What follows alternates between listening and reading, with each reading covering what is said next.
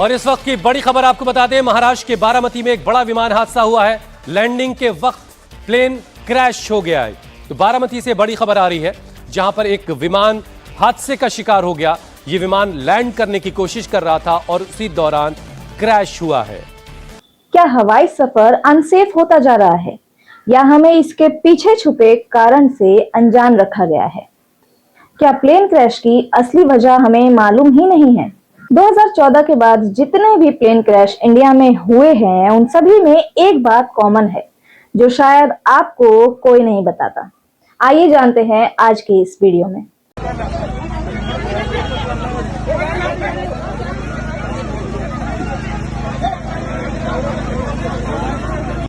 नमस्कार दोस्तों, जब भी कोई प्लेन क्रैश होता है तो सबसे पहला सवाल हमारे मन में यही आता है कि क्या हवाई जहाज से सफर करना सेफ है या अनसेफ है?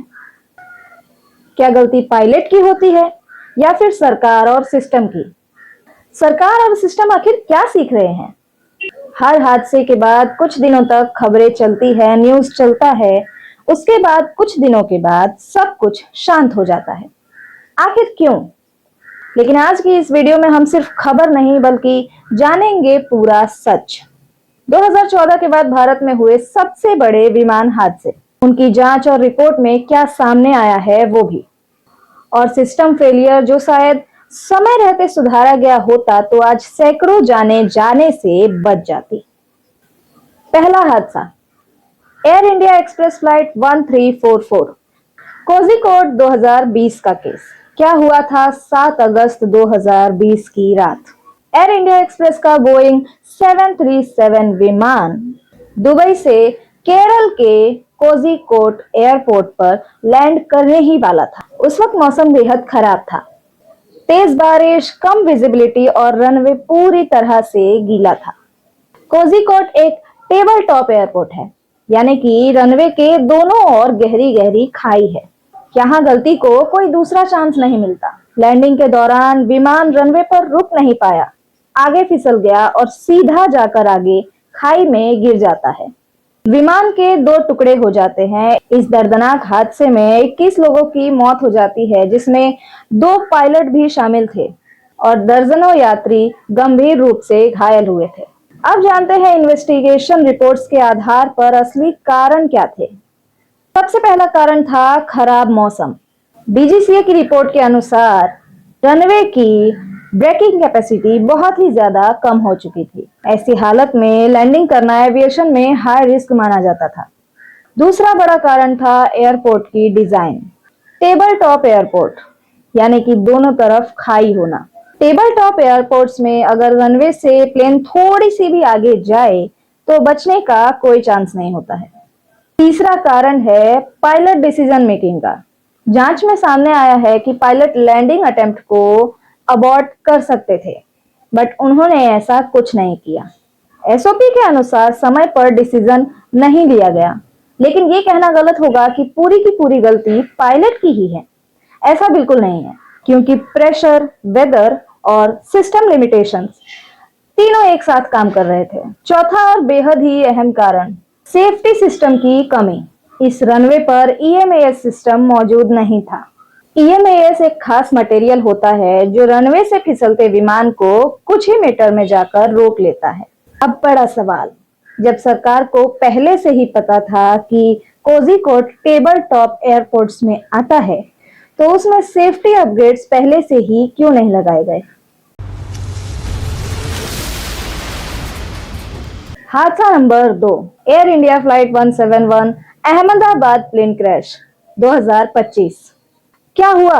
12 जून 2025 को एयर इंडिया का Boeing 787 Dreamliner take off के कुछ ही सेकंड्स के बाद उसने अपनी ऊंचाई खो दी और एक घनी आबादी वाले इलाके में जाकर विमान गिरकर क्रैश हो जाता है। हादसा इतना भयानक था कि करीब 260 लोगों की मौत हो जाती है, जिसमें विमान में बैठे यात्री, क्रू मेंबर्स और तो और जमीन पर भी कुछ लोग शामिल थे।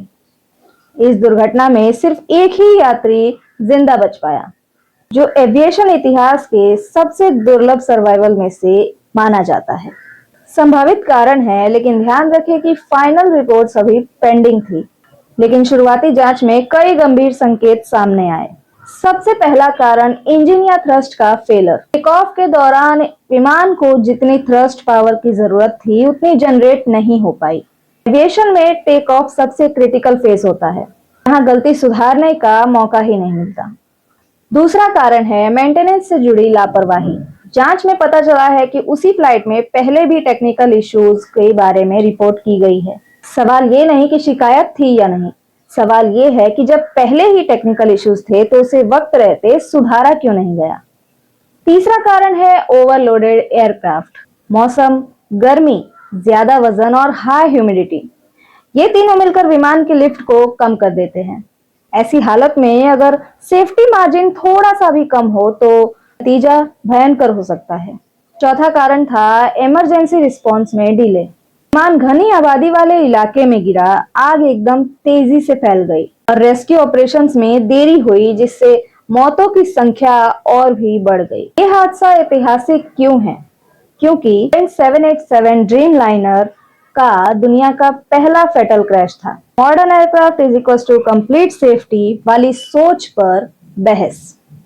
बड़ा सवाल, क्या सिर्फ नया और महंगा प्लेन खरीद लेना ही सेफ्टी है, या असली सुरक्षा मेंटेनेंस, मॉनिटरिंग और इंडिपेंडेंट ऑडिट से आती है? हादसा नंबर 3 हुआ 2026 में महाराष्ट्र के बारामती में। एक चार्टर प्राइवेट जेट लैंडिंग के दौरान ही क्रैश हो जाता है। ये कोई बड़ा कमर्शियल एयरपोर्ट नहीं था, बल्कि एक छोटा सा एयर स्ट्रिप था जहां सेफ्टी इंफ्रास्ट्रक्चर सीमित था। इस हादसे में विमान में सवार सभी 5 लोगों की मौत हो जाती है। पहला कारण खराब मौसम। पहला कारण खराब विजिबिलिटी। मौसम और रोशनी की स्थिति ठीक नहीं थी, जिसकी वजह से पायलट को रनवे का सही अंदाजा मिल नहीं पाया। दूसरा कारण रनवे मिस जजमेंट।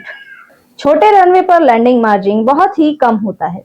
एक छोटी सी कैलकुलेशन भी जानलेवा साबित हो सकती है। तीसरा और सबसे बड़ा मुद्दा प्राइवेट एविएशन रेगुलेशन। प्राइवेट और चार्टर फ्लाइट्स पर कमर्शियल एयरलाइंस जितने स्ट्रिक्ट ऑडिट्स नहीं होते हैं। यही लूपहोल अक्सर बड़े हादसों की वजह बन जाता है। अब देखते हैं तीनों में कॉमन क्या है। तीनों हादसों से बहुत बड़ी सीख मिलती है।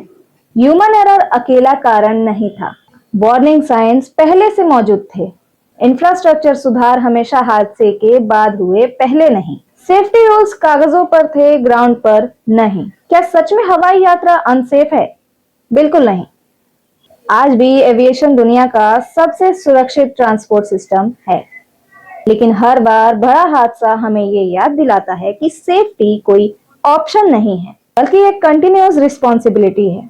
इसके समाधान क्या क्या हो सकते हैं? टेबल टॉप एयरपोर्ट्स पर EMAS सिस्टम अनिवार्य करना, weather based landing decision technology, DGCA को पॉलिटिकल प्रेशर से पूरी तरह इंडिपेंडेंट बनाना, पायलट ट्रेनिंग और रेस्ट आवर्स पर स्ट्रिक्ट निगरानी, प्राइवेट एविएशन पर भी कमर्शियल लेवल सेफ्टी ऑडिट्स।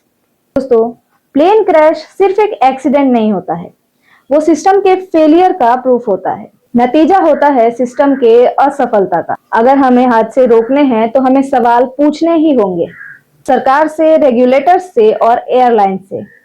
क्या आप सोचते हैं कि भारत की एविएशन सेफ्टी बिल्कुल सही दिशा में जा रही है या नहीं? कमेंट में अपनी राय जरूर लिखिए। वीडियो पसंद आई हो तो ज्यादा से ज्यादा शेयर करें, लाइक करें और ऐसे ही फैक्ट बेस्ड वीडियोस के लिए चैनल को सब्सक्राइब करें।